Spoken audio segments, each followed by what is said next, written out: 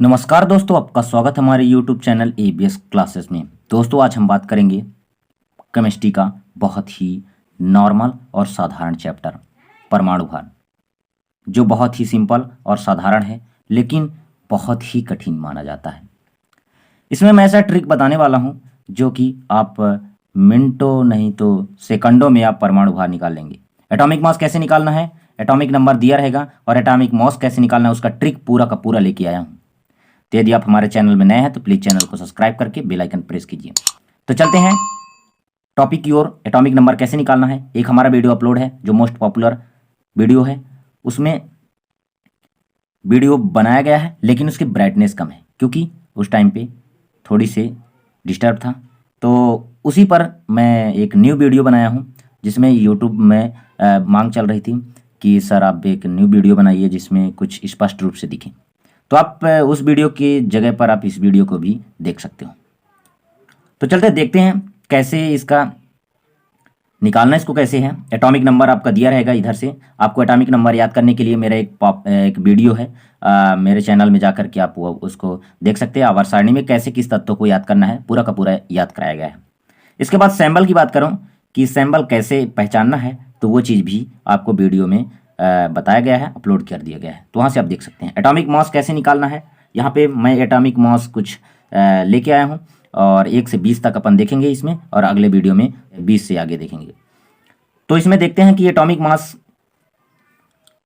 ये दिया हुआ है और इसका ट्रिक क्या है, वो ट्रिक मैं आपको ज़बरदस्त बताने वाला हूँ।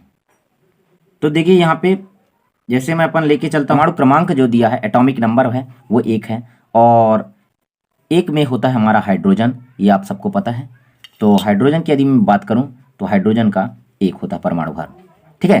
परमाणु 1 होता है परमाणु भार, मतलब एटॉमिक मास, ठीक है।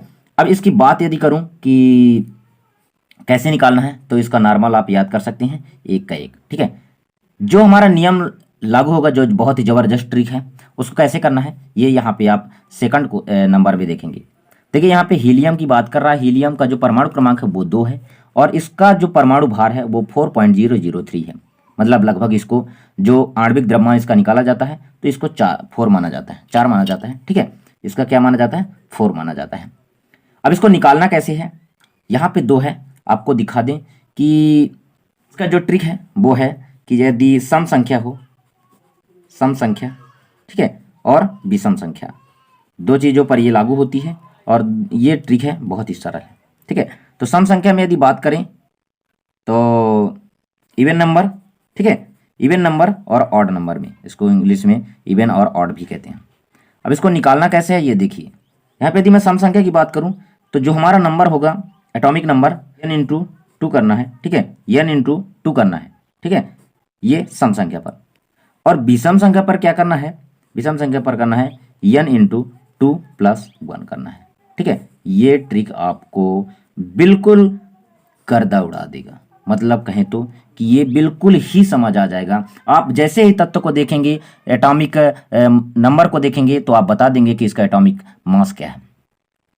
तो चलते हैं आगे, देखते हैं इसको लागू करते हैं, कैसे लागू होता है वो चीज़ अपन यहाँ पे देख रहे हैं, ठीक है। तो यहाँ पे देखिए कि यहाँ पे हमारा जो है ये हमारा है इवन नंबर, मतलब सम संख्या है 2 और 2 का क्या करना है, हमें दुगुना कर देना है, तो 2 दूना 4 हो जाता है। तो इसका जो आणविक द्रव्यमान जब निकालते हैं तो उसका 4 माना जाता है। लेकिन जो पॉइंट में बात करें, यदि पॉइंट में तो ज़्यादा पूछा नहीं जाता है, तो पॉइंट में 4.003 होता है, ये एग्जैक्ट होता है। इसके बाद मैं बात करूँ लिथियम का। लिथियम का परमाणु क्रमांक 3 होता है और इसको कैसे निकालना है वो चीज़ भी अपन यहाँ पे सिखा रहे हैं। यहाँ पे अपन यदि देखते हैं तो लिथियम का जो परमाणु क्रमांक है वो है 3 और संकेत Li होता है, ठीक है। और यहाँ पे 6.93 इसका एटॉमिक मास होता है, लेकिन ये लगभग माना जाता है 7 के, ठीक है। 6.93 मतलब 7 के लगभग माना जाता है। जब इसका आणविक द्रव्यमान निकालते हैं तो वो निकालते हैं, ठीक है, 7 होता है। क्योंकि आप यहाँ पे देख सकते हैं कि यदि 0.50 है और इससे यदि ऊपर होता है तो उसको 1 के लगभग माना जाता है, ठीक है। 21 से लेकर 25 तक यदि माने तो 20 के अंदर आता है, ठीक है। और यदि 25 से ऊपर होता है तो वो 30 के अंदर आता है। इस प्रकार से इसको बांट सकते हैं। तो यहाँ पे हमारा 6.93 जो हो वो 7 होगा। इसके बाद मैं बात करूँ यदि बेरिलियम का, तो बेरिलियम का यहाँ पे लेके आए हैं, इसका जो परमाणु क्रमांक होता है वो 4 होता है, ठीक है। और इसको याद कैसे करना है वो चीज़ देखेंगे, वीडियो अपलोड है तो वहाँ पे आप देख सकते हैं। हाँ, इसका जो संकेत है, सिंबल है, वो Be होता है, ठीक है। और इसका जो एटॉमिक मास है वो 9.01 होता है, मतलब लगभग ये होता है 9 के बराबर, ठीक है। अब यहाँ पे एक अपवाद है जो ये रोल को फॉलो नहीं करेगा, लेकिन इसके जो अलग हैं वो फॉलो करते हैं। तो यहाँ पे देखते हैं कि यदि परमाणु क्रमांक 4 है, जो n×2 होता है, वो रूल फॉलो नहीं करता है। ये सम संख्या है लेकिन फिर भी फॉलो नहीं करता है, ठीक है, एक बढ़ जाता है। ये थोड़ा सा ये रूल के अपवाद है, लेकिन इसके जो भी 20 तक हैं वो बहुत ही सिंपल है, तो उसको आप आगे देखिए। तो चलते हैं, देखते हैं कि जो 5 नंबर में दिया है, 5 नंबर जो एटॉमिक नंबर यदि है, बोरान उसमें दिया हुआ है, ठीक है ना, बोरान है। और इसका भी देखते हैं यदि कि ये जो परमाणु क्रमांक यदि 5 है तो इसका जो एटॉमिक मास होगा, ठीक है, वो यदि एग्जैक्ट देखें तो 10.81 होता है, लेकिन जो एटॉमिक जब अपन आणविक द्रव्यमान निकालते हैं तो उसका 11 होता है, ठीक है ना, तो यहाँ पे 11 होता है। अब यहाँ पे देखते हैं कि 5 दूना 10 हो गया और 1 जोड़ देते हैं तो ये हो जाता है हमारा 11, ठीक है। इस प्रकार से इसको निकालना है। और इसके बाद अपन देखते हैं कार्बन का। तो कार्बन का होता है परमाणु क्रमांक 6 होता है, ठीक है, और C से दर्शाते हैं इसको। तो यहाँ पे देख सकते हैं कि ये सम संख्या है, तो 6 दूना 12 हो जाता है, तो इसका 12.1 होता है, लेकिन जो इसका माना जाता है एग्जैक्ट मान वो 12 होता है। इसके बाद अपन देखते हैं यहाँ पे कार्बन, यहाँ पे हमारा 6 है, अब इसका ये 12 हो गया, ठीक है। अब देखते हैं जो 7 नंबर में हमारा दिया है नाइट्रोजन, और नाइट्रोजन का अपन यहाँ पे देखेंगे कि इसका जो परमाणु क्रमांक है वो 7 है, और इसका जो परमाणु भार दिया है वो 14 दिया है, ठीक है, होता एग्जैक्ट होता है 14.07 होता है। अब इसमें देखेंगे इसको कैसे करना है। तो यहाँ पे देखिए कि ये हमारा जो रूल बताया था मैंने वो 4 पर और 7 पर फॉलो नहीं करता है, ठीक है। तो 7 दूना 14 इसका हो जाता है, लेकिन 14 एक 15 होना चाहिए रूल के अनुसार, लेकिन नहीं होता है, ठीक है। तो 7 दूना 14 इसका हो गया। नेक्स्ट जो देखेंगे ऑक्सीजन का 8 दूना 16 होता है, ठीक है, ये क्योंकि ये सम संख्या है तो सम संख्या का हमेशा दोगुना कर दिया जाता है, तो 8 दूना 16 हो जाता है। इसके बाद अपन देखेंगे फ्लोरीन का, देखेंगे फ्लोरीन में 9 है, ठीक है। तो 9 का अब यदि ये विषम संख्या है, अपन को पता है फ्लोरीन, तो इसका 19.0 होता है। इसको कैसे याद करना है, तो 9 गुणे 2 कर देंगे तो 9 दूना 18 हो जाता है, और विषम संख्या में 1 जोड़ते हैं तो 9 दूना 18 1 19 हो जाता है। इस प्रकार से ये हो गया। इसके बाद अपन देखते हैं यहाँ पे 10 नंबर में नियान दिया है, और नियान जो है अक्रिय गैस समूह में भी है। तो इसको कैसे करना है, देखिए यहाँ पे ये सम संख्या है, और तो सम संख्या के क्या करते हैं अपन, डायरेक्ट 2 का गुणा कर देते हैं तो 10 दूना 20 हो जाता है। तो इसका जो एग्जैक्ट मान है वो 20 है, ठीक है। इसके बाद इसको निकालना कैसे है, 11 नंबर का, 11 नंबर का अपन देखते हैं यहाँ पे सोडियम का।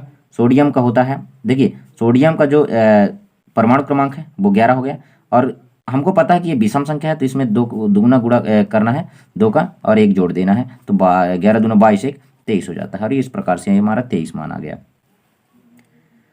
अब मैं बात करूं यदि मैग्नीशियम का परमाणु क्रमांक 12 होता है, और इसका जो अपन यदि दुगुना कर देते हैं, क्योंकि दुगुना ही हमें करना है सम संख्या में, तो अपन करते हैं 12 दूना 24, तो ये 24 हो जाएगा। तो एग्जैक्ट मान इसका यदि पूछता है कभी तो 24.31 होता है। इस प्रकार से इसको याद कर लीजिएगा।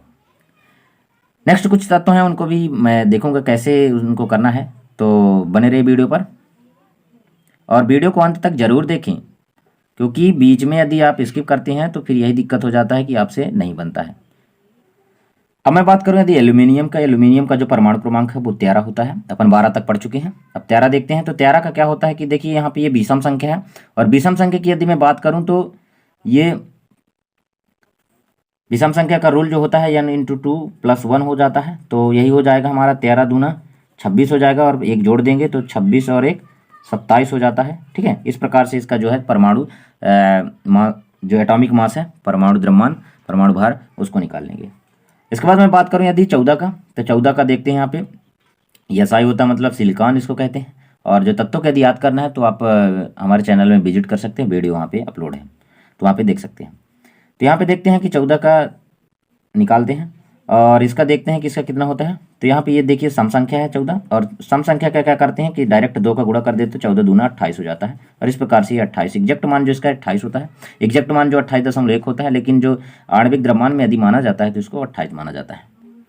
यहाँ पे 15 की बात करो तो 15 में फास्फोरस है, और फास्फोरस में यदि ये विषम संख्या है तो विषम संख्या का हमेशा क्या किया जाता है, 15 दूना 30 और धन 1 किया जाता है तो 31 हो जाता है। इस प्रकार से ये 31 हो गया है। ठीक है, 16 की मैं बात करूं यदि परमाणु क्रमांक 16 का, तो यहाँ पे सल्फर होता है, और सल्फर को यदि देखना है इसका परमाणु भार कैसे होता है, तो 16 का अपन क्या करेंगे, ये सम संख्या है, और सम संख्या का अपन क्या करते हैं, दुगुना कर देते हैं। तो सम संख्या का अपन डायरेक्ट कर देंगे 16 गुणे 2, ठीक है ना, n इंटू 2 तो हो जाएगा 16 दूना 32। एग्जैक्ट मान जो हो जाएगा 32.1 है, लेकिन इसका ओरिजिनल जो आणविक द्रव्यमान के आधारित पर यदि माना जाता है उसका मान तो 32 होता है। बात करता हूँ यदि 17 का, जैसे 17 पे अपन देखते हैं तो इसका जो आता है क्लोरीन, और क्लोरीन का अपन यहाँ देखेंगे तो 17 देखते हैं, 17 एक विषम संख्या है, तो 17 दूना 34 करके एक जोड़ देंगे तो ये हमारा 35 हो जाएगा। और 35 हो जाएगा तो इसमें अपन देखते हैं कि ये 35 है, ठीक है। हाँ, ये है कि इसमें 35.5 होता है। अब क्या होता है कि जैसे कुछ तत्व होते हैं, जैसे इनका मैं बात बताया था कि 1 से यदि लेकर के अपन के 100 के बीच यदि लेना है, ठीक है, 1 से लेकर 100 के बीच लेना है, तो यदि वो 31 आता है तो 1 की तरफ जाएगा, यदि 50 से ऊपर आता है तो वो 100 की तरफ जाता है, ठीक है। लेकिन जो यदि बीच में आता है तो डायरेक्ट बीच में ही रह जाता है। यदि 50 की बात करता हूँ तो ये बीच वाला मान हो जाता है। उसी प्रकार यहाँ पे भी है 35.5 हो जाता है, ठीक है, 17 का। अब इसका कारण आगे मैं बता रहा हूँ कैसे होता है। अच्छा, यहाँ पे जो कुछ तत्व हैं, जैसे नेक्स्ट तत्व जो हम मैं बात करता हूँ, यदि इनकी तत्वों की बात करता हूँ तो यहाँ पे देखेंगे आप कि परमाणु क्रमांक इनका 18, 19 और 20 तीनों की मैं बात करता हूँ, एक साथ बात कर रहा हूँ कि आर्गन का और पोटेशियम का और कैल्शियम का, ठीक है, आर्गन का, कैल्शियम का, पोटेशियम का और कैल्शियम का, तो इन तीनों को कैसे बात करना है, ठीक है, इनका क्या होता है वो चीज़ देखिए यहाँ पे इसका होता है रोल, ये फॉलो नहीं करते हैं, बिल्कुल नहीं करते हैं, क्योंकि ये इनका जो परमाणु भार बराबर होता है ये समभारिक कहलाते हैं, ठीक है। समभारिक वीडियो अपलोड है, वहां पे देख सकते हैं समभारिक और समस्थानिक क्या है। अच्छा, समभारिक मैं यहाँ पे एक बार बता देना चाहता हूँ आपको कि देखिए क्या होता है, कुछ ऐसे तत्व होते हैं जिनके भार समान समान होते हैं। देखिए समभारिक मतलब भार समान हो, एटॉमिक मास समान होता है, और जो परमाणु क्रमांक होता है, एटॉमिक नंबर, वो अलग अलग होता है, ठीक है। तो इन तीनों के तत्वों के परमाणु जो भार हैं वो समान हैं, 18 के, 19 के, 20 के, ये लगभग 40 के बराबर होते हैं। देखिए एग्जैक्ट मान यहाँ पे मैं देखता हूँ, यदि आर्गन का तो 39.94 है, और यहाँ पे पोटेशियम का यदि देखता हूँ तो 39.10 है, और कैल्शियम का 40.8 है, ठीक है। लेकिन इन तीनों का यदि मान एग्जैक्ट मान देखा जाए तो वो 40 होता है, ठीक है। तो इसका जो मान होता है वो 40 होता है, और यदि आपको जब भी ज़रूरत पड़ेगा तो आप 40 लिखेंगे। तो इस प्रकार से हमारे ये पूरे तत्व हो चुके हैं। अब इसका समभारिक का यदि एक बार और देखना चाहें कि समभारिक और समस्थानिक दो चीज होता है, समस्थानिक, ठीक है। तो समस्थानिक को आपको कैसे पढ़ना है, समस्थानिक कैसे जानना है, और समभारिक वो वीडियो अपलोड है, आप वहां से भी देख सकते हैं। एक बार यहाँ पे बता दूं कि समस्थानिक का मतलब होता है कि समान स्थान, यानी परमाणु क्रमांक समान हो और परमाणु भार अलग अलग हो, और जिसका परमाणु भार अलग हो और परमाणु क्रमांक समान हो तो उसे कहते हैं, ठीक है, समभारिक और समस्थानिक। इस प्रकार से हो जाता है। अब इनको करना कैसे है, वो याद कैसे करना है, तो याद बिल्कुल नहीं करना है, वीडियो आप जाके देखिए, वहाँ पे बहुत सारा ट्रिक बताया गया है और उसको वो देख सकते हैं। तो यदि आपको यदि परमाणु भार का जो PDF चाहिए तो PDF के लिए संपर्क कर सकते हैं, व्हाट्सअप नंबर दिया गया है, व्हाट्सअप नंबर पे भी आप डायरेक्ट मैसेज कर सकते हैं। और एक वीडियो जो हमारा अपलोड था वो वीडियो में थोड़ी सी क्वालिटी कम थी, क्योंकि उस समय पर थोड़ा क्या है कि फ़ोन से जब मैं वीडियो बनाता था तो क्वालिटी थोड़ा कम था। लेकिन इस समय पर जो भी है, यदि क्वालिटी आपको अच्छा लगे तो लाइक, सब्सक्राइब, शेयर करें, और वीडियो भी यदि अच्छा लगे तो बिल्कुल शेयर कीजिए, और बहुत खूब मज़ा कीजिए, पढ़ाई कीजिए, एंजॉय कीजिए। मिलते हैं नेक्स्ट वीडियो पर, तब तक के लिए जय हिंद।